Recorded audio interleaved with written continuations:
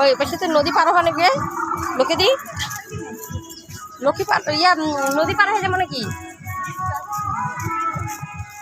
bridge আছে এই যে লক্ষ্মী দি হাই করে দে লক্ষ্মী দি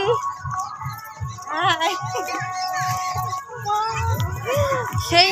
এনজয় তোমরা সবাই চলে এসো যারা যারা আসতে যাচ্ছ